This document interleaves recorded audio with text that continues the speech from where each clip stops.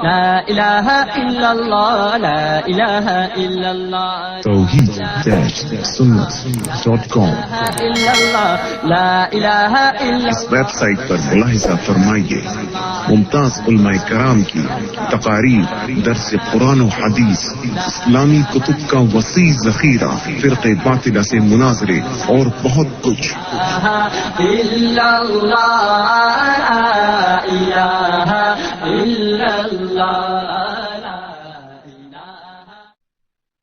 ونعوذ بالله من شرور أنفسنا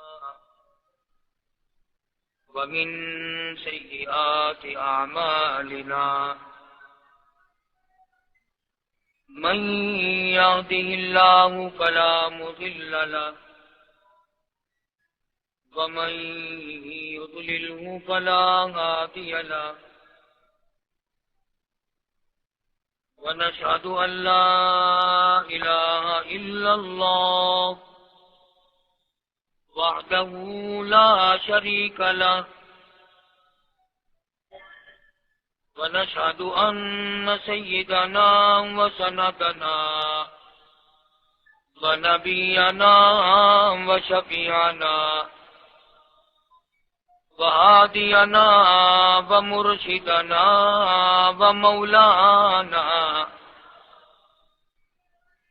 ومولانا محمدا عبده ورسوله أرسله بالحق بشيرا ونذيرا صلى الله تعالى عليه وعلى آله وأصحابه وأزواجه وذرياته وبارك وسلم تسليما كثيرا كثيرا. أما بعد فأعوذ بالله السميع العليم من الشيطان الرجيم. بسم الله الرحمن الرحيم.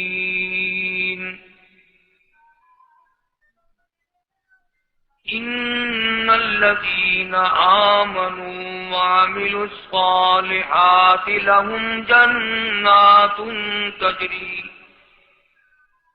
تجري من تحتها الأنهار ذلك الفوز الكبير. إن بطش ربك لشديد إنه هو يبدئ ويعيد.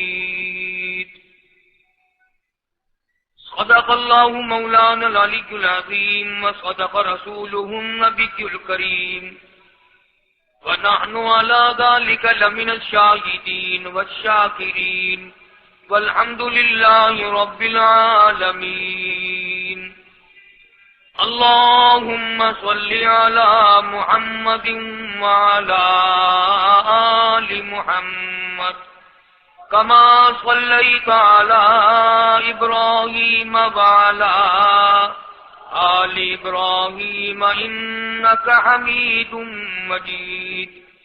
اللهم بارك على محمد وعلى آل محمد كما باركت على إبراهيم وعلى آل إبراهيم إنك حميد مجيد.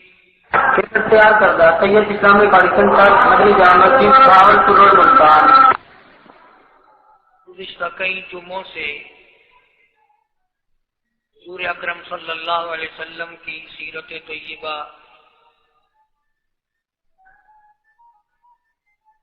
سرکار دو جہاں حضرت محمد الرسول اللہ صلی اللہ تعالی علیہ وسلم کے عادات و اخلاق، آپ کے خصائل و شمائل، حالات زندگی کا ذکر خیر کر رہا تھا. نبی کریم صلی اللہ علیہ وسلم کی ذات اقدس اتنی کریم ہے، اتنی رحیم ہے،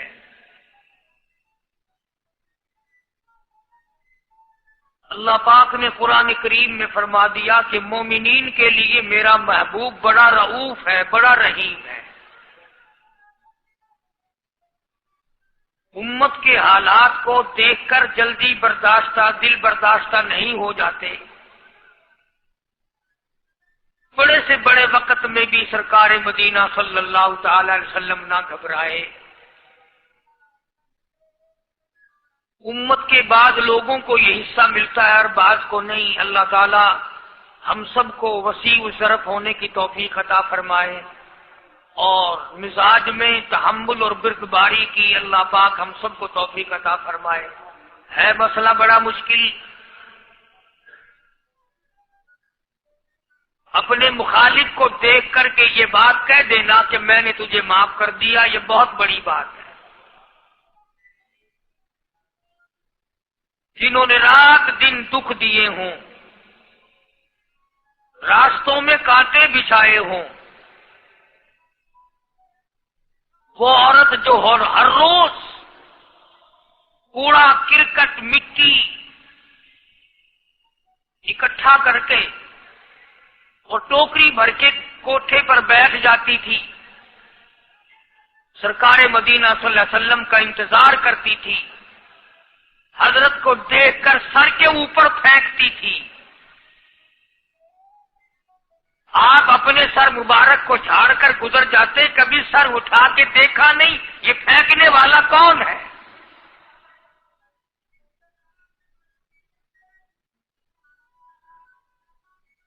ایک دن حضور صلی اللہ علیہ وسلم کے سر مبارک پہ وہ کوڑا کرکٹ گرد و غبار نہ پڑا تو آپ نے پتہ لگایا کہ یہ کون ہے جس کا آج وظیفہ بند ہو گیا، آج وہ کوڑا پھینکنے والی کہاں گئی؟ تو پتہ چلا کہ بیمار ہے۔ قربان جاؤں، مدنی کریم صلی اللہ علیہ وسلم اس کے گھر تشریف لے گئے۔ اس کی بچیوں نے جب حضور کو دیکھا تو وہ خوف زدہ ہو گئی کہ یہ تو وہ ہے جن کے سر پر ہماری اماں ہر دن کوڑا پھینکتی ہے، گھر میں آج مرد بھی کوئی نہیں، نہ جانے کیا بنے گی۔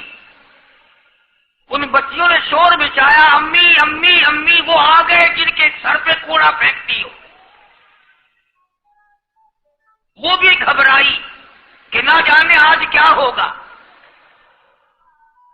مگر سرکار مدینہ صلی اللہ تعالی علیہ وسلم نے آگے بڑھ کر کے فرمایا، مائی میں نے سنا ہے تو بیمار ہے، میں تیری بیمار پرسی کے لیے آیا ہوں، کوئی کام ہو دوا کا، دارو کا، خدمت کا مجھے بتا، میں کرنے کے لیے تیار ہوں۔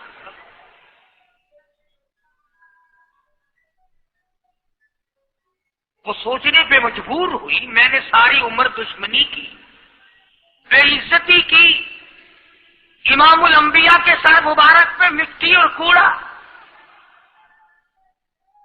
اور یہ میری بیمار پرسی اور تیمارداری کے لیے آئے۔ بس کھڑی ہو گئی اور کہنے لگی، کالی کملی والے اب دیر نہ لگا، جلدی کر کلمہ پڑھا، ایسا نہ ہو مخالفت اور دشمنی پہ دم نکل جائے۔ آج میں اور آپ سبھی اس میں شامل ہیں، کہاں سے یہ سنتیں لائیں؟ ویسے تو لوگ بیٹھے بیٹھے کہتے رہیں گے، جب کوئی کھانے کے نمبر آئے گا نا، گوشت روٹی اور کوئی چیز کھائی ہوگی، بھی میٹھا لاؤ، کھانا سنت ہے، میٹھا بعد میں۔ کھانے کی سنت تو یاد ہے، یہ سنت کون یاد کرے؟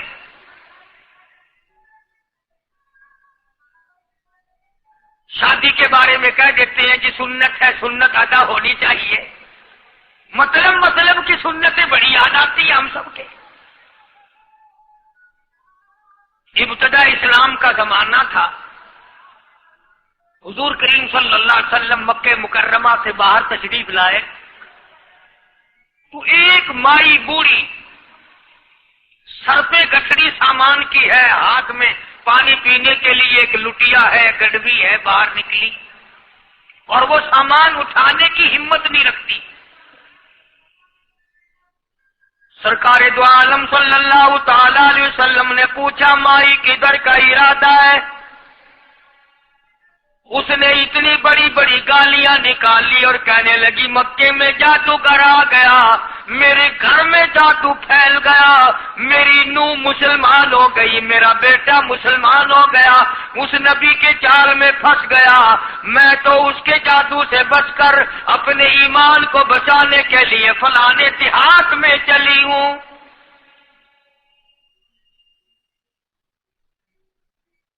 مدنی کریم صلی اللہ تعالی علیہ وسلم نے فرمایا مائی کمزوروں کا سامان اٹھانے کے لیے میں آیا ہوں، جس کا اس دنیا میں کوئی وارث نہیں، اس کا وارث بننے کے لیے میں آیا ہوں، یہ سامان مجھے دے۔ سرکار مدینہ صلی اللہ علیہ وسلم نے اپنے سر مبارک پہ گٹڑی اٹھا لی اور بوڑھی مائی کے پیچھے پیچھے چل دی ہے۔ اس نے اپنی منزل مقصود تک جہاں جانا تھا راستے میں ہزاروں لاکھوں گالیاں بکی۔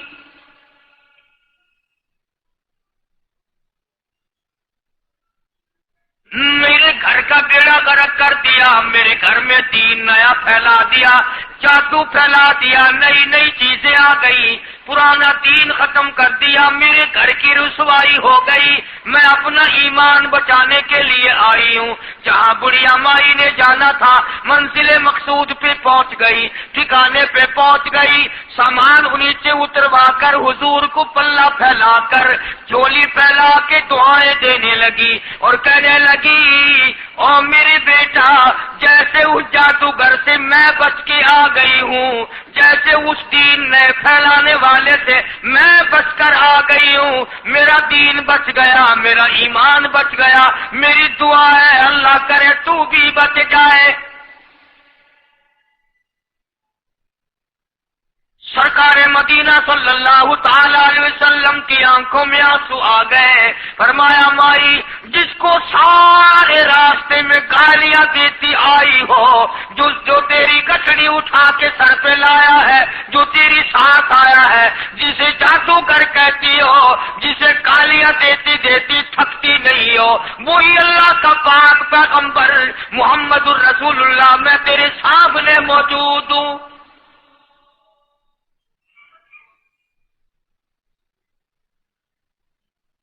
اٹھ کھڑی ہوئی، حضرت کے قدموں پہ گر پڑی اور کہنے لگی اگر تو وہ نبی ہے تو میں اشہد ان لا الہ الا اللہ واشہد ان محمد رسول اللہ، کلمہ پکار اٹھی۔ آج کہاں یہ چیزیں ملیں گی؟ اور اگر آپ لوگ تلاش بھی کرتے ہیں تو صرف مولویوں کے لیے، یہ اخلاق مولویوں کے اندر ہونا چاہیے، کردار مولویوں کے اندر ہونا چاہیے، پاک دامنی مولویوں کے اندر ہونی چاہیے، سچائی اور سچ بولنا صرف مولویوں کے لیے ہونا چاہیے، باقی لوگ سارے لانتی ہو کے مرنے چاہیے جھوٹ بول بول کے۔ اور خدا کا دروازہ تو سب کے لیے برابر ہے، یہ تمہیں کس نے تعلیم دی کہ سچ بولے تو مولوی اور حلال کھائے تو مولوی اور پاک دامن رہے تو مولوی، زنا سے بچے تو مولوی، قتل سے بچے، تمہارے لیے سب کچھ جائز ہے۔ یہ ایک ذہن ہے پوری دنیا کے مسلمانوں کا کہ جی ہم تو عوام ہیں، ہمارا کیا ہے۔ مدنی کریم صلی اللہ علیہ وسلم کا دین بادشاہ کے لیے، وزیر کے لیے، پیر اور فقیر کے لیے، ایک مزدور اور ایک عام آدمی کے لیے، سب کے لیے اللہ کا دین برابر ہے۔ اس میں کسی کی لحاظ نہیں کہ بھئی اس کا تو یوں کر دیا جائے چلو کوئی بات نہیں، وہاں کوئی بات نہیں تو مسئلہ ہی نہیں۔ جتنے سانس لے رہے ہو، جتنے بھی سانس آ جا رہے ہیں، تمام ایک ایک سانس کا حساب و کتاب ہوگا۔ اسی لیے تو بزرگ فرماتے ہیں کہ ہر وقت اور ہر لمحہ موت کو اپنے سامنے رکھو، تیاری رکھو ہر وقت، جب بلاوا آئے کہ میں بھی تیار۔ اللہ والوں نے یہی تو تربیت کی۔ تم اللہ والوں کے قریب نہیں جاتے، فنکاروں اور ٹھگوں کے قریب جاتے ہو، نیک بندوں کے قریب بیٹھنا پسند نہیں کرتے۔ خوشامد کرے گا نہ تمہارا وہاں جی لگے گا، چاپلوسی کرے گا لفنگا آدمی، چمچا گیری کرے گا نکما آدمی۔ اگر کسی کو دین ایمان اپنا بنانا ہے تو اس کے لیے کوشش کرنی پڑے گی۔ اللہ کی ہدایت کسی کے پیچھے دوڑی نہیں پھرتی، اللہ کی ہدایت کو آدمی کو خود تلاش کرنا پڑے گا۔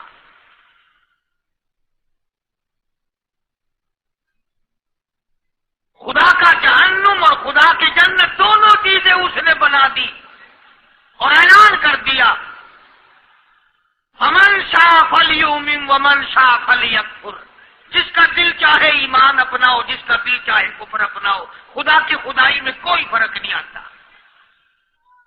ساری دنیا اگر کفر سے بھر جائے تو خدا کی شان میں ایک ذرہ برابر فرق نہیں آتا، اور ساری دنیا اگر پارسار متقی پرہیزگاروں کی بن جائے تو خدا کی شان میں کوئی اضافہ نہیں ہوتا۔ یہ تو بندہ جو کچھ بھی کرتا ہے اپنے لیے کرتا ہے۔ بازار میں جاؤ، جس کے پلے پیسہ ہو وہ جو چاہے سودا خرید لے، بس یہی بات ہے۔ قیامت میں بازار لگے گا، جس کے پاس نیکیاں ہوگی جنت ملے گی، ورنہ لعنت کے دریا میں ڈوب کر جہنم میں جائے گا۔ کوئی کسی کو نہیں بلا سکتا۔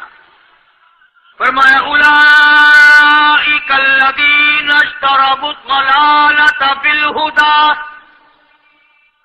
فرمایا یہ وہ لوگ ہیں جنہوں نے گمراہی ہدایت کے بدلے خرید لی۔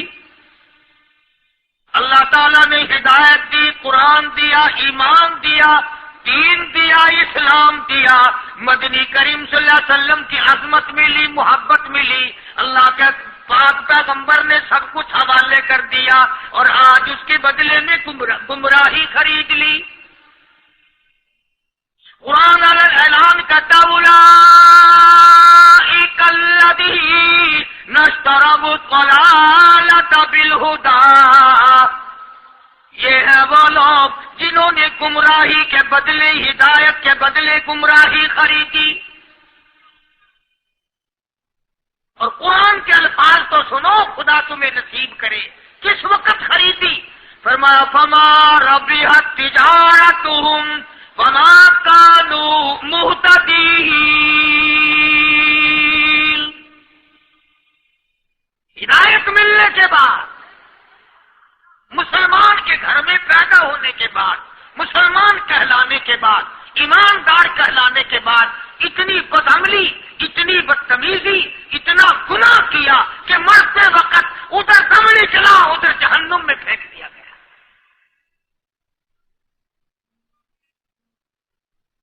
ایک صحابی نے عرض کر دیا یا رسول اللہ صلی اللہ تعالی علیہ وسلم، فرمایا عرض کیا قیامت کب آئے گی؟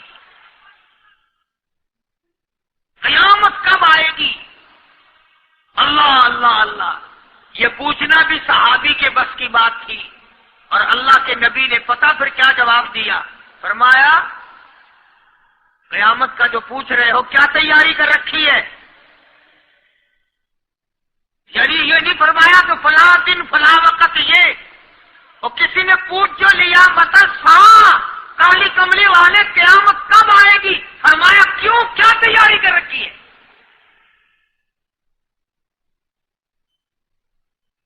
وہ بھی شاگرد کالی کملی والے کا تھا صلی اللہ علیہ وسلم، پوچھ تو بیٹھا، مرید حضور کا ہے، مقتدی حضور کا ہے، دیدار پیغمبر خدا صلی اللہ علیہ وسلم کا کرتا ہے، فوراً سنبھلا۔ اس نے پوچھا نا قیامت کب آئے گی؟ اللہ کے نبی نے جلال میں فرمایا کیا تیاری کر رکھی ہے؟ سارے کون سبحان اللہ۔ صحابی ایسا سنبھلا تو کہنے لگا آقا میرے پاس تیری محبت کے سوا اور کیا ہے؟ اللہ اللہ، کیا جواب دیا؟ ایسا آقا میرے پاس تیری محبت کے سوا اور کیا ہے؟ تم جیسا ہوتا تو کئی روزوں کا سہارا لگاتا، کوئی نمازوں کی بات کر کے کھو دیتا، کوئی سخاوت کی بات کر کے کھو دیتا۔ کیا جواب دیا ہے صحابی نے؟ تمہارے میرے دماغ میں بھی کبھی نہیں آیا ہوگا ساری عمر میں کہتا کالی کملی والے میرے پلے تیری محبت کے سوا اور کیا ہے؟ صحابہ کہتے ہیں حضور صلی اللہ علیہ وسلم نے جو یہ الفاظ سنے مسکرا دیا. آج ہمارے پلے کیا تیاری ہے؟ رات دن قرآن کہتا ہے تیاری کرو تیاری کرو، وقت آیا وقت آیا، آیا وقت قیامت، آئی موت، آیا وقت، لیکن پھر بھی کوئی تیاری نہیں. اس لیے قرآن کریم للکار للکار کے کہتا قل متاع الدنیا قلیل، دنیا بہت تھوڑے دنوں کا سودا ہے، سمجھ لو. صبح آئی کہ نہ آئی، شام آئی کہ نہ آئی، آیا وقت.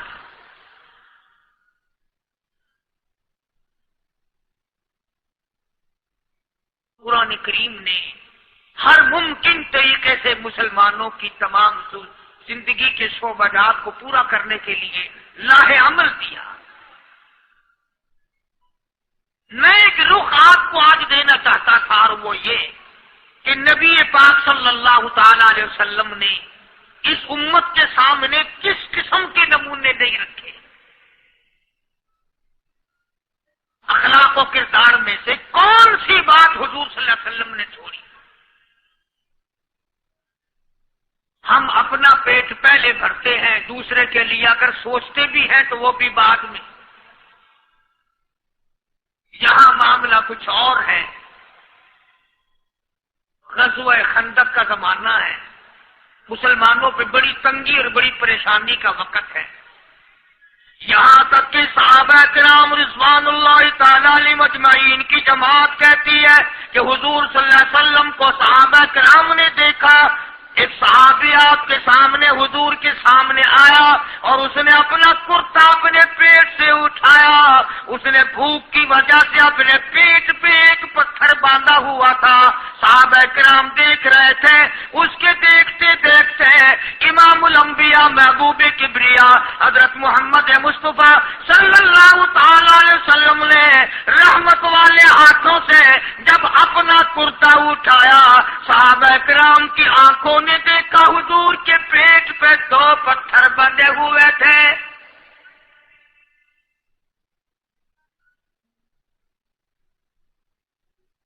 آج کتنا کھاتے ہو پھر بھی نہ شکری، کتنا پیتے ہو پھر بھی نہ شکری، کتنا کچھ کھانے کو مل رہا ہے پھر بھی نہ شکری، کچھ نہیں کچھ نہیں. حضرت جابر رضی اللہ تعالیٰ عنہ نے جب یہ منظر دیکھا، یہ حالت دیکھی، رہ نہ سکا. صحابی فوراً دوڑا اور دوڑا دوڑا گھر گیا. گھر بیوی کو جا کے کہنے لگا غضب ہو گیا، تمائی ہو گئی، کمال ہی ہو گیا. حضور صلی اللہ علیہ وسلم کو اتنی بھوک ہے، اتنا فاقہ ہے کہ آپ نے اپنے پیٹ مبارک پہ 2 پتھر باندھے ہوئے.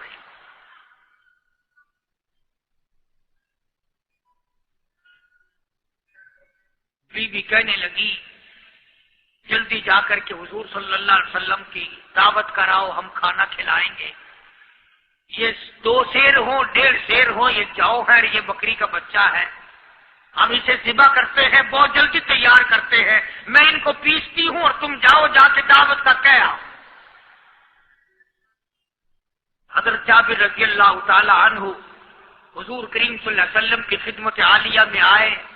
چونکہ کھانے کی مقدار، آٹے کی مقدار بڑی تھوڑی تھی، حضور کے کان کو منہ لگا کر کے حضرت جابر نے کہا کہ یا رسول اللہ صلی اللہ علیہ وسلم، ایک تو آپ اور ایک یہ صحابی جس نے پیٹ پتھر باندھ رکھا ہے، اور اگر آپ کے علم میں ہو 1-2 اور ایسا ہی جو زیادہ بھوکا ہو، میرے گھر میں دعوت ہے، چلو.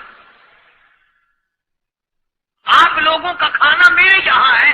ایک تو آپ اور یہ کیجیے جو ہم نے دیکھا پیٹ بکری پتھر باندھے پھر رہا ہے، کمر سیدھی نہیں ہو سکتی، اور ایک آدھا اور اسی قسم کا جو زیادہ تنگ ہو رہا ہو. جابر نے تو اتنی بات کہی. حضور کریم صلی اللہ تعالی علیہ وسلم ایک بہت بڑے پتھر پہ کھڑے ہو گئے اور اعلان کر دیا تمام کا تمام لشکر چلے، سب کی جابر کی گھر دعوت ہے۔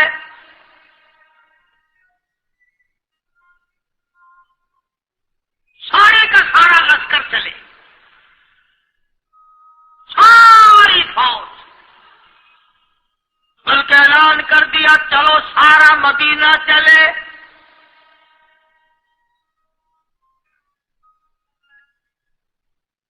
جابر رضی اللہ تعالیٰ عنہ وہیں تو کھڑے تھے، اس قدموں کے نیچے سے زمین نکل گئی کہ یہ کیا بنا؟ کھانا تو 2-3-4 آدمیوں کا مشکل بنے گا، یہ 12,000 سے زیادہ بڑا لشکر ہے اور آپ نے سب کو اعلان کر دیا، اب کیا بنے گا؟ حضرت جابر دوڑے دوڑے پریشانی کے عالم میں گھر گئے، گھر والی کو کہنے لگے کہ کام خراب ہو گیا۔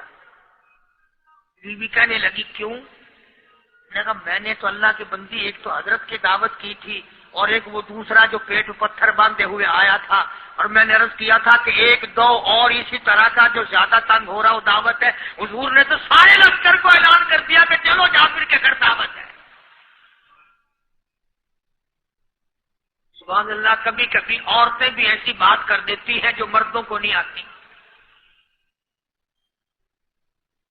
اگر وہ اس زمانے میں عورتیں بھی کہاں، اب تو تلی لگانے والی تو ہیں، ماچس لگانے والی، جلتی پہ تیل چھڑکنے والی، تو کوئی مرد ہے وہ اتنی بات کہے یا تو بیٹھا سنتا رہا؟ تاکہ اس کو کوئی جلدی قتل کرے تو میں رنڈر بنوں، بازار میں پھروں، دیر نہیں لگاتی آگ لگاتی۔ حضرت جابر رضی اللہ تعالیٰ عنہ کی بیوی کہنے لگی آپ کو پریشانی کی کیا بات ہے؟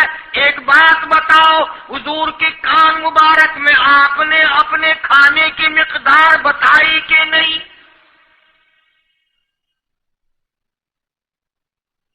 نے جو حضور صلی اللہ علیہ وسلم کی دعوت کی تھی کھانا بتایا تھا؟ میں نے تو بتا دیا تھا کہ تھوڑے سے جو ہے اور ایک بکری کا بچہ میں نے بتا دیا تھا۔ پھر کہنے لگی آپ پریشان کیوں ہوں اور میں پریشان کیوں ہوں؟ لانے والا جانے، کھلانے والا جانے۔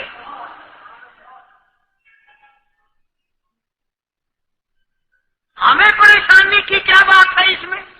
بس دعوت ہم نے تو حضور کی دعوت کی اور حضور نے سارے لشکر کی ہم نے تو نہیں کی نا۔ اب حضور صلی اللہ تعالی علیہ وسلم نے دعوت فرمائی ہے اور وہ خود ہی جانے اور ان کا خدا جانے۔ آپ تشریف لے آئے، کھانے کی مقدار کا تو پتا تھا، آپ نے فرمایا کہ وہ ہنڈیا جو ہے اس کو کھولنا مت، اور وہ جو آٹا ہے جب تک میں نہ آؤں پکانا شروع مت کیجو۔ آپ نے اپنا لعاب مبارک آٹے میں بھی ملا دیا اور ہنڈیا میں بھی ڈال دیا، اس کے بعد پکانا اور کھلانا شروع کیا گیا۔ علماء کرام نے لکھا 12,000 کا لشکر بھی کھا گیا، کھانا جتنا تھا اتنا ہی باقی، سارے کا سارا لشکر کھا گیا، سارا مدینہ کھا گیا۔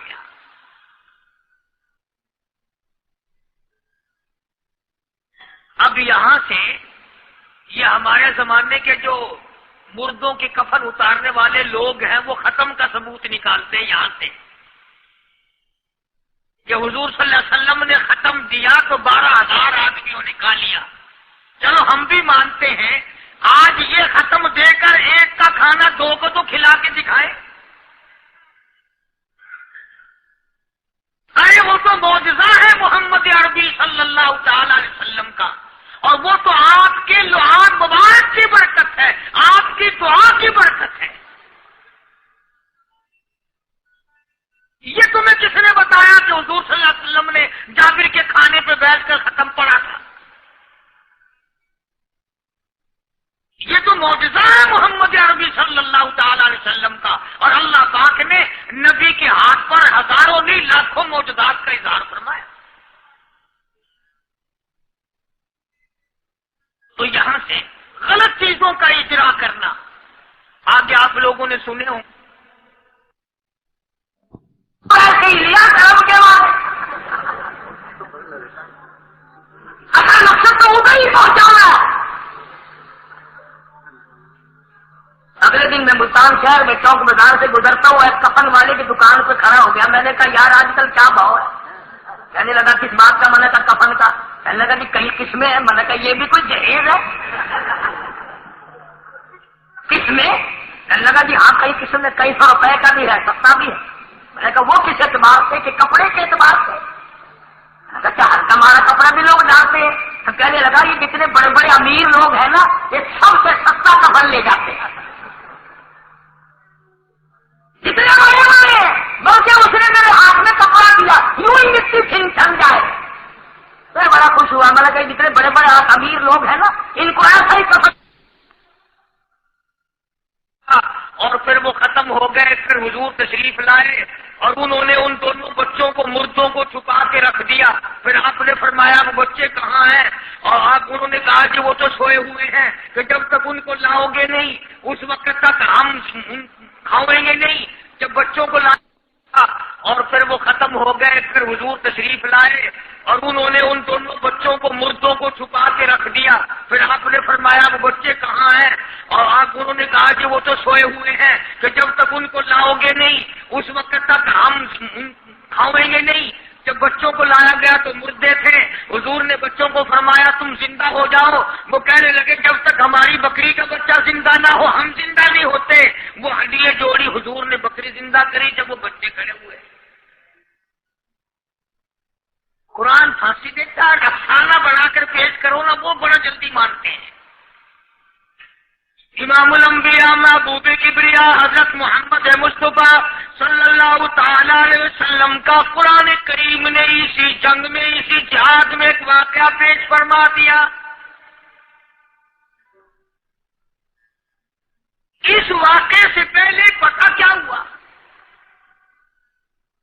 حضرات صحابہ کرام رضوان اللہ تعالی علیہ مجمعین کے ہاتھوں سرکار دو عالم صلی اللہ علیہ وسلم بھی ساتھ تھے. کافروں کا ایک بہت بڑا بہادر پہلوان مارا گیا. یہ جو غزوہ خندق ہے جس کو غزوہ احزاب کہتے ہیں قرآن میں ذکر ہے اس کا. ویسے کوئی بات بنا کے نہیں کہہ رہا ہوں. یعنی یوں سمجھو اب میں سورت احزاب کے تیسرے رکوع کا آخری آیتوں کا ترجمہ کر رہا ہوں. اور یہ اتنا مشکل وقت پڑا تھا صحابہ پہ. ایک تو گرمی سخت تھی اور چاروں طرف سے جن یہودیوں نے عہد و پیمان کر رکھا تھا حضور صلی اللہ علیہ وسلم سے انہوں نے بدعہدی کر دی. وہ سارے کے سارے صحابہ پہ یکدم ٹوٹ پڑے. صحابہ بیچ میں آ گئے میدان میں. نہ پانی نہ کھانا نہ روٹی نہ جوتی نہ کپڑا نہ اسلحہ نہ لینا نہ دینا. بلکہ یوں لکھا علماء نے کئی دن ہو گئے پانی کی بوند نہ ملی. اور صحابہ کھا کر کے گر گئے اور شہید پہ شہید ہو گئے. لیکن قربان جاؤں یہ قرآن اللہ کا تمہارے سامنے آج بھی موجود ہے. کسی پڑھ کے دیکھو. کبھی کسی صحابی نے ایسے وقت میں بھی یہ بات نہ کہی نبی صلی اللہ علیہ وسلم کو. یوں بھی تو نہیں کہا کہ اللہ کے نبی پہلے کچھ تیاری تو کیا کرو, یوں ہی خام خواہ کے مرا دیتے ہو بندے.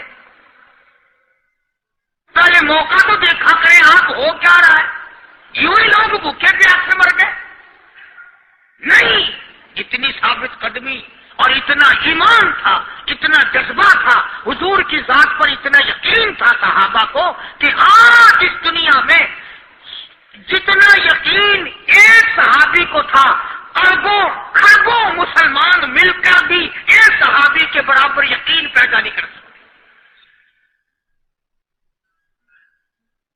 تو جب حضور صلی اللہ علیہ وسلم کے دیوانوں اور پروانوں اور مستانوں کے ہاتھوں کافروں کا ایک بہادر پہلوان مارا گیا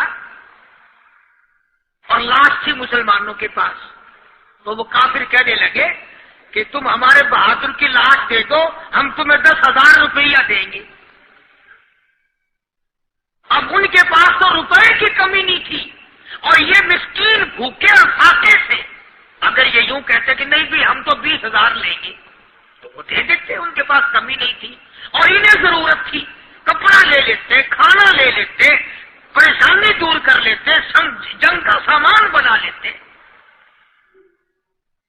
مگر مدنی کریم صلی اللہ تعالی علیہ وسلم کے سامنے جب یہ بات رکھی کہ 10,000 روپیہ ہم دیتے ہیں، ہمارے بہادر کی لاش دے دو، حضور نے فرما دیا جاؤ اپنے بہادر کی لاش مفت میں لے جاؤ، ہم مردوں کی قیمت کھانے والے نہیں۔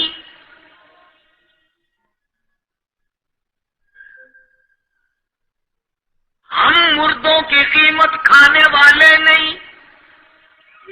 جب حضور صلی اللہ علیہ وسلم کی زبان مبارک سے یہ بات نکلی، اللہ کا دریائے کرم جوش میں آیا، فرمایا وَكَفَى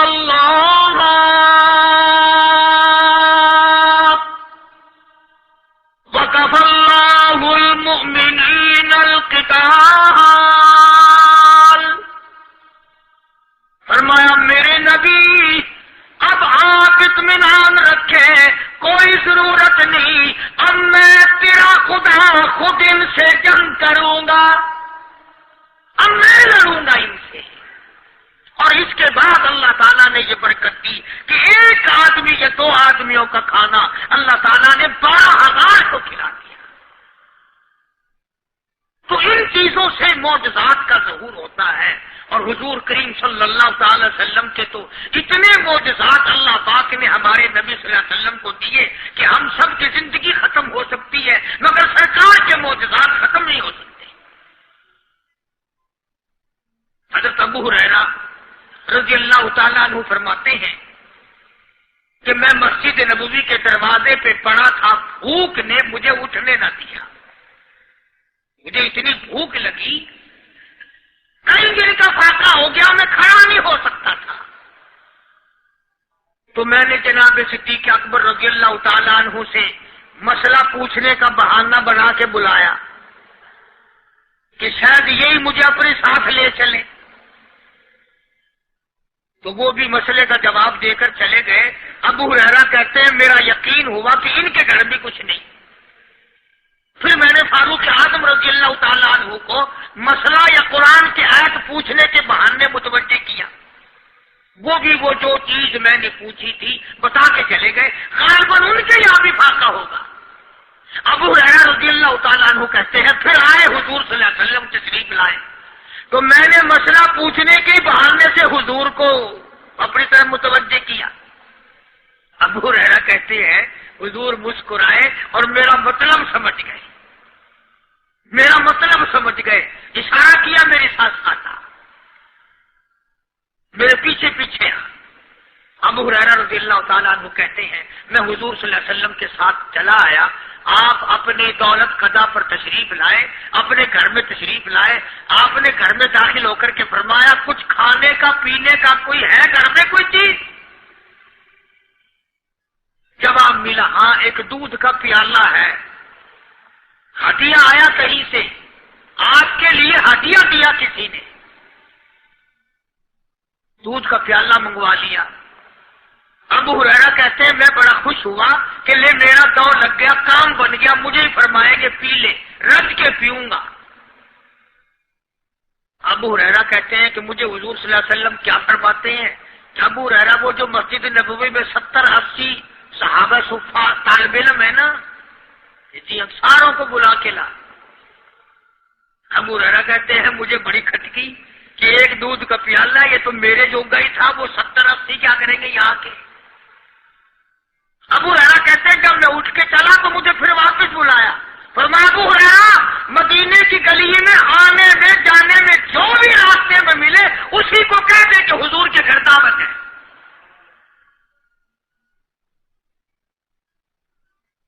ابو ہریرہ کہتا ہے کہ میں اقرار بھی میں نے کرنا ہی تھا کہ جی ہاں کہوں گا، پر دل میں بھی سوچ رہا ہوں کہ ہے تو ایک ہی پیالہ۔ تم جیسا اگر کوئی وہاں ہوتا نا جو گلی میں ملتا اس کو کہتے آج کے دن ادھر کوئی نہ آئے۔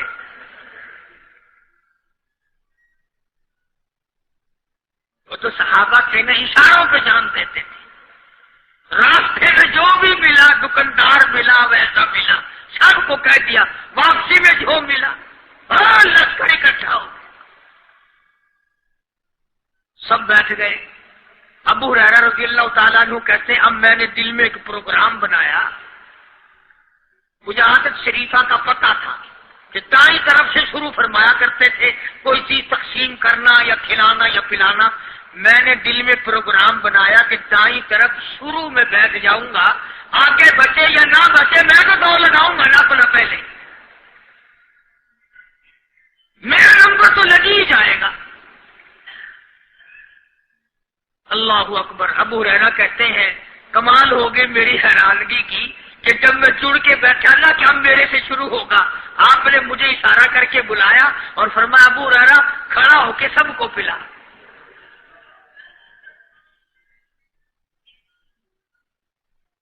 حضرت ابو ہریرہ رضی اللہ تعالیٰ عنہ کہتے میری تسلی ہو گئی کہ بس اب تو مجھے مل گیا، اور میرا نمبر بعد میں ہی آنا کیسے بچے گا۔ اللہ غنی۔ ابو ہریرہ رضی اللہ تعالیٰ عنہ کہتے ہیں میں نے دائیں طرف سے شروع کیا، سینکڑوں سے زیادہ کتنے لوگ تھے جنہوں نے رج رج کے پیا، رج رج کے پیا، سیر ہو کے پیا، سارا لشکر پی کے چلا گیا۔ اس کے بعد سرکار مدینہ صلی اللہ علیہ وسلم نے فرمایا لے ابو ہریرہ اب تو باقی اور میں باقی۔ ابو ہریرہ کہتے میں نے عرض کیا میرے آقا آپ نے بھی تو نوش نہیں فرمایا، آپ پہلے پیے۔ فرمایا نہیں میں نہ پیوں، ساری امت کو پلا کے پھر پیوں گا۔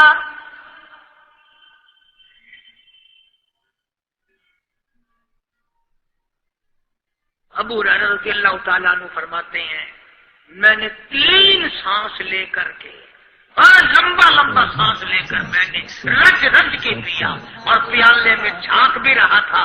ابو ہریرہ کہتے ہیں ایک قطرہ بھی کم نہیں ہوا۔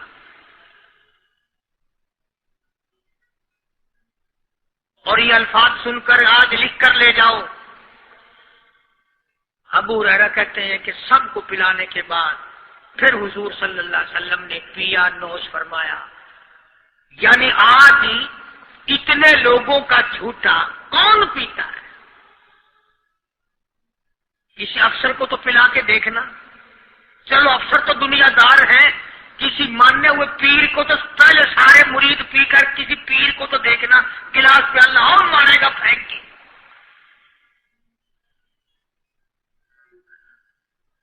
اپنا پیا ہوا تو وہ مریدین کو دے دے گا کہ سارے پی لو تبرک ہے یہ، لیکن مریدوں کا جھوٹا وہ کیسے پیے گا؟ اللہ غنی۔ اور یہ امام الانبیاء سرکار دو جہاں شہنشاہ کائنات حضرت محمد الرسول اللہ صلی اللہ تعالی علیہ وسلم کا نرالا اخلاق ہے، نرالا کردار ہے، نرالی عادت ہے، نرالی طبیعت اور مزاج اللہ پاک نے دیا ہے۔ خدا کی قسم اگر حضور کی دعا نہ ہوتی آج ہم لوگ یا کتے ہوتے یا خنزیر ہوتے یا بندر بن گئے ہوتے۔ آج اس محبوب کی دعا کے صدقے میں تم انسانیت اور آدمی کے روپ میں پھرتے ہو، ورنہ خدا کا قرآن گواہ ہے شام کو آدمی سوئے صبح کو اٹھے تو کتے بن گئے، شام کو آدمی سوئے صبح کو اٹھے تو بندر بن گئے۔ آج کون سا گناہ ہم لوگوں نے نہیں کیا ہوا؟ جھوٹ نہیں بولتے، شراب نوشی نہیں کرتے، بدکاری نہیں کرتے، کیا نہیں کرتے ہم؟ جناب مدنی کریم صلی اللہ تعالی علیہ وسلم نے سر بسجود ہو کر کے دعا مانگی، الہی او میرے پروردگار، او میرے مالک بے نیاز۔ آواز آئی جی میرے محبوب، عرض کیا الہی میری امت کی شکل نہ بدلے، قیامت میں حساب و کتاب ہو جائے۔ آواز آئی ہم نے منظور کر لیا، پھر دعا مانگی الہی میری امت پہ یکدم قحط کا عذاب نہ آئے، بھوک کا عذاب نہ آئے، پیاس کا عذاب نہ آئے۔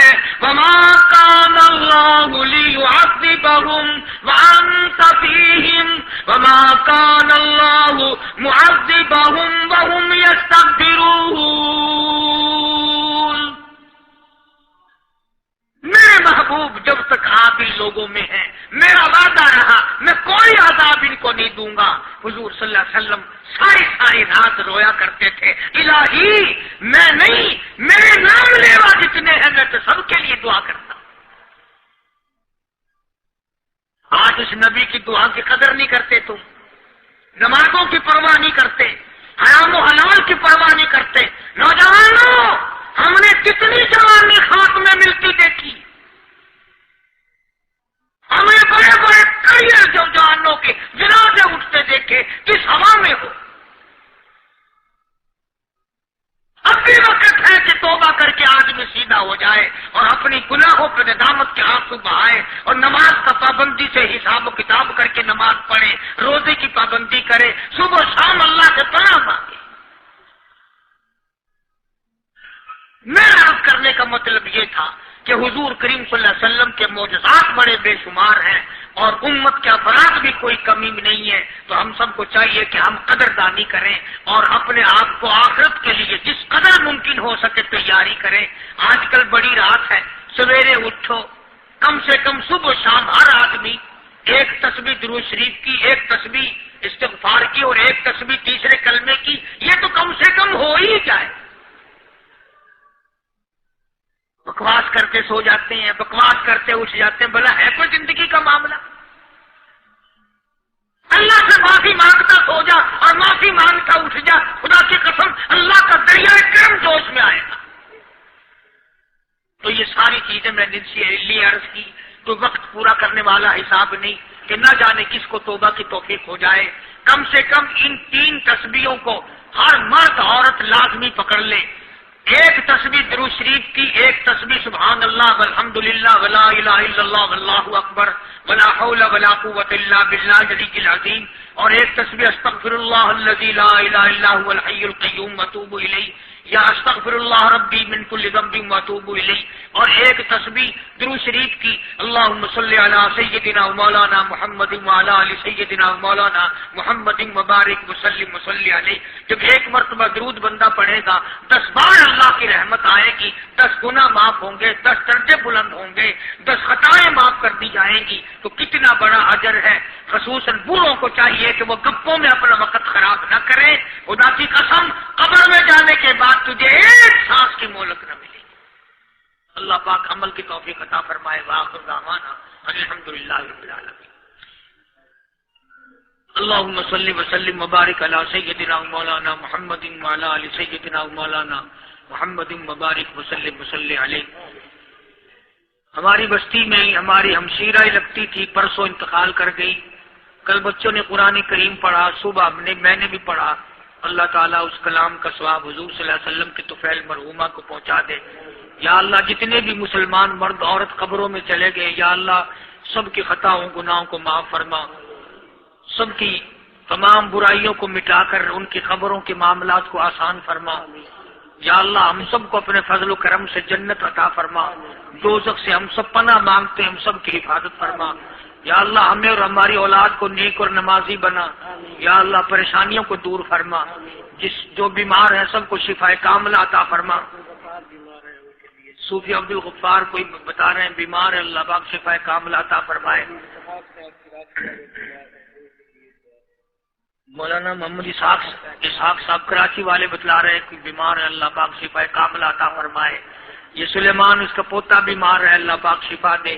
یہ سرفراز خان باولپور سے آ کے کہتا ہے کہ اس کی والدہ کے لیے، بچوں کے لیے، گھر کے لیے دعا کرو، اللہ پاک سب کو تندرستی صحت عطا فرمائے۔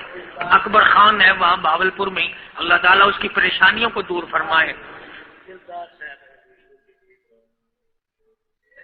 دلدار صاحب ہیں کوئی ساتھی، اللہ تعالیٰ ان کو بھی صحت کاملہ عطا فرمائے۔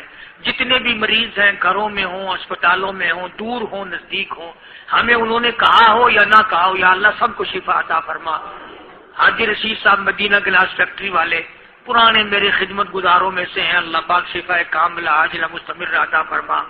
اور جتنے بھی دور کے نزدیک کے ہمارے خدمت گزار ہیں، دوست ہیں، احباب ہیں، اس مسجد کے خدمت گزار، مدرسے کے خدمت گزار، اللہ پاک سب کے مال و جان برکت عطا فرما اور اس مسجد کو پائے تکمیل تک پہنچا، اور اس میں امداد اور تعاون کرنے والوں کو اللہ پاک لاکھوں گنا برکت عطا فرمائے، بنانے والوں کو یا اللہ بنا دے، اس کا انتظام کرنے والوں کا جنت میں انتظام فرما.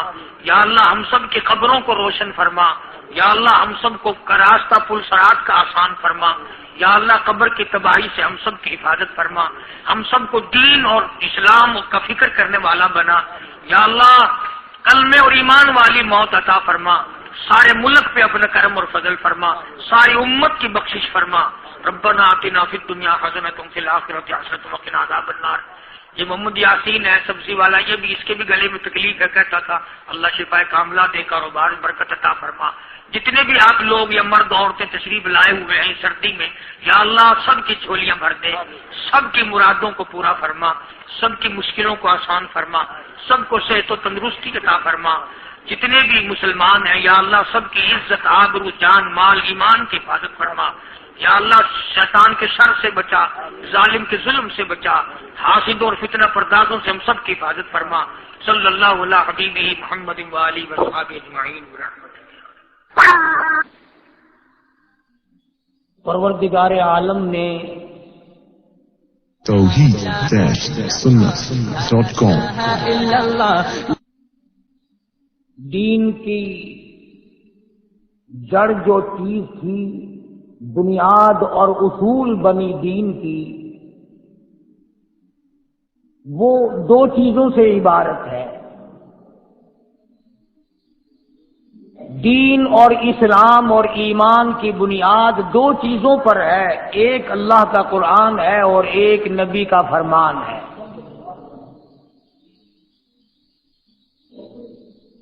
دین کی بنیاد، دین کی جڑ، دین کی اساس، ایمان کی اصول کی تمام چیزوں کی بنیاد اور بیخ اور جڑ جو ہے وہ دو چیزیں ہیں، ایک اللہ کا قرآن کریم ہے اور ایک محمد عربی صلی اللہ علیہ وسلم کا فرمان ہے.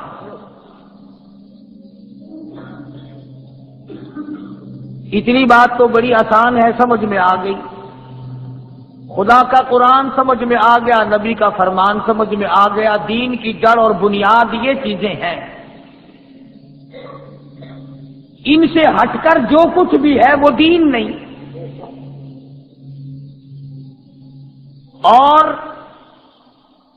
اب تصویر کا دوسرا رخ دیکھو کہ خدا کا قرآن اور نبی کا فرمان، یہ دونوں کے دونوں چیزیں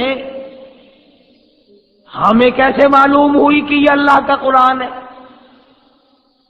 ہمیں کیسے پتا چلا کہ نبی نے یوں فرمایا تھا؟ نہ جبریل کو تم نے دیکھا، نہ ہم نے دیکھا، نہ حضور اکرم صلی اللہ علیہ وسلم کا تم نے دیدار کیا، نہ ہم نے زیارت کی. ہمارے سامنے قرآن نہیں اترا،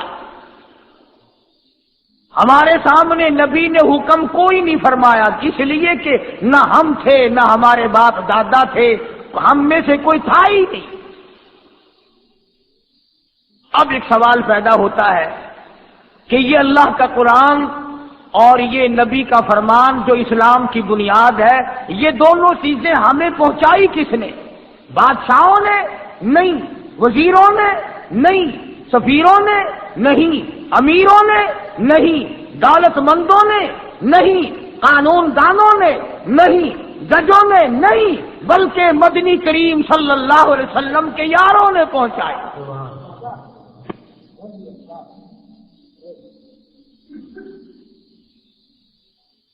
صحابہ کرام رضوان اللہ تعالی علیہم اجمعین کی جماعت میں سے کوئی صحابی خود نہیں بنا، بلکہ اللہ پاک نے ان کا انتخاب فرمایا. نبی کا صحابی خود کوئی بھی نہیں بنا، کوئی صحابیات میں سے، کوئی صحابہ کرام میں سے از خود نہیں بنا. اپنے نبی کے لیے معاون، مددگار، جانثار، وفادار، اچھے چن کر کے یار اللہ پاک نے اپنے محبوب کو دیے.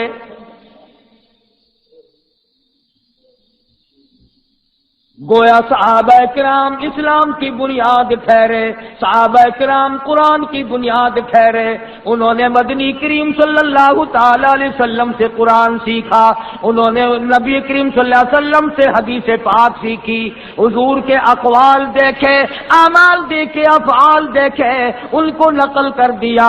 آج اس امت کو اسلام ملا تو صحابہ کرام کی وجہ سے، کلمہ ملا صحابہ کرام کی وجہ سے، نماز جنازہ ملی صحابہ کرام کے واسطے سے، 5 وقتوں کی اذان ملی، تہجد ملی، اشراق ملی، زکوٰۃ ملی، رمضان کے روزے ملے، نکاح ملا، عید کی نماز ملی، یعنی تمام کا تمام اسلام صحابہ کرام کے واسطے سے ملا۔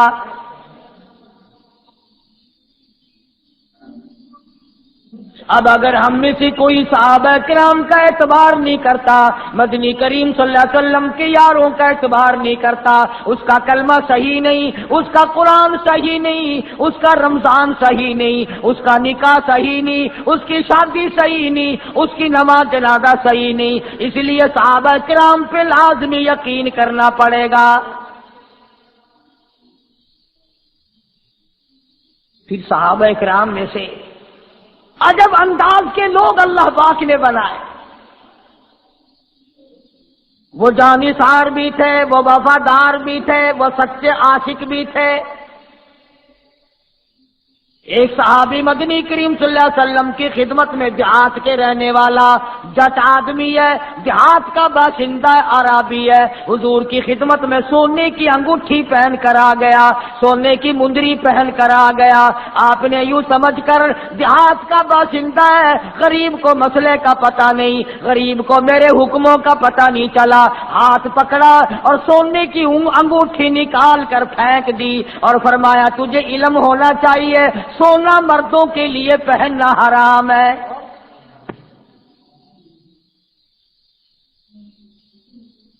اب حضور اکرم صلی اللہ علیہ وسلم تشریف لے گئے، انگوٹھی پڑی ہے سونے کی، دھیان کرنا صحابہ کرام کافی سارے دیکھ رہے تھے، قریب آئے اور فرمانے لگے کہ اٹھا لے، بیٹی کو دے دینا پہننا جائز ہے، بیوی کو دے دینا، بہن کو دے دینا، گھر میں دے دینا، عورتوں کے لیے سونا پہننا جائز ہے، اٹھا لے، بیچ کر پیسے بنا لے، کپڑا خرید لے اور کھانے پینے کا سامان لے لینا، یہ انگوٹھی اپنی اٹھا لے، آخر 2-4 ماسے کی ہوگی، کسی نہ کسی وزن کی بھی ہوگی، اور غربت کا زمانہ ہے، ضرورت کا زمانہ ہے۔ تمام صحابہ کہتے ہیں اٹھا لے، پر وہ نوجوان کہنے لگا قیامت آ سکتی ہے، میں اس سونے کی انگوٹھی کو نہیں اٹھاؤں گا۔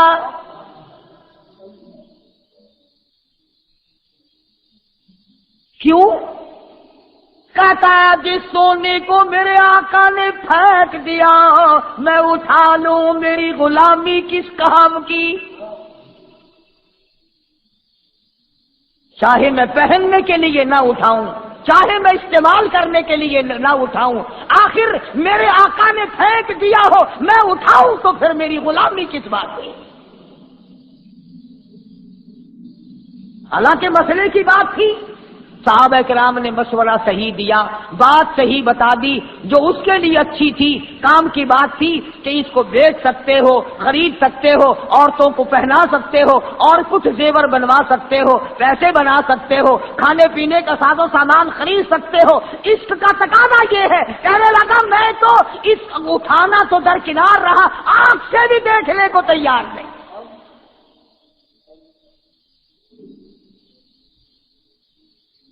یہی وجہ جو لوگ عاشق ہوا کرتے ہیں وہ عمل کرتے ہیں سیدھا سیدھا، انہیں کو کہتا جنہوں کا عشق صادق ہے وہ کب فریاد کرتے ہیں، جنہوں کا عشق صادق ہے وہ کب فریاد کرتے ہیں، لبوں پہ مہر خاموشی دلوں میں یاد کرتے ہیں، لبوں پہ نعرے نہیں لگاتے پھرتے، شور نہیں مچاتے پھرتے، ہنگامہ نہیں کرتے پھرتے، لیکن دل جلے ہوئے رہتے ہیں، محبت کی آگ میں جل جل کر کے دل ختم ہو جاتے ہیں۔ انہیں اندازہ ہی نہیں ہوتا اس بات کا. یہ تو نبی کا عشق ہے. اگر ایک آدمی کے ساتھ عشق ہو جائے تو وہ بھی مولا ہو جاتا ہے. واقعات میں لکھا ہے کہ ایک آدمی نماز پڑھ رہا تھا. مجنو آگے سے نکل گیا. کوئی صوفی آدمی تھا, نیت توڑ کے پکڑ لیا کہ میرے آگے سے کیوں نکلا, میرے آگے سے کیوں گزرا.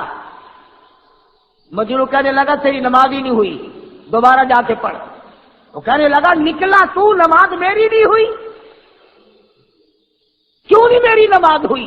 آگے سے تو گزرا میرے سے, میری نماز کے آگے سے گزرا تو ہے, نماز میری نہیں ہوئی.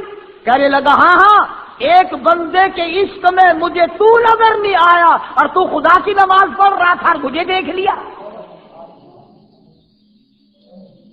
تیری کیسی نماز ہے, کیسی بندگی کر رہا تھا کہ تجھے میں نظر آ گیا. دوبارہ پڑھ جا کے. اسی کو کہتا ہے کہ سرب سجود ہوں مگر عزم میں پختگی نہیں. سرب سجود ہوں مگر عزم میں پختگی نہیں. قائل بندگی تو ہوں قابل بندگی نہیں. سجدے کا مزہ, سجدے کا لطف, سجدے کا کیف, سجدے کی لذت ان سے جا کے پوچھو. نہ مسجد میں نہ بیت اللہ کی دیواروں کے سائے میں نماز عشق ادا ہوتی ہے تلواروں کے سائے میں. ان سے جا کے پوچھو جنہوں نے سجدے میں سر کٹا دیے. کتنی لذت آئی, کتنی حلاوت ملی, کتنا مزہ آیا, کس قدر لطف اندوز ہوئے. توحید-سنت.com. مجنو کو کسی نے دیکھا زمین میں بیٹھا ہوا لکیریں نکال رہا ہے, انگلی سے کچھ لکھتا ہے, پھر لکھتا ہے, پھر لکھتا ہے.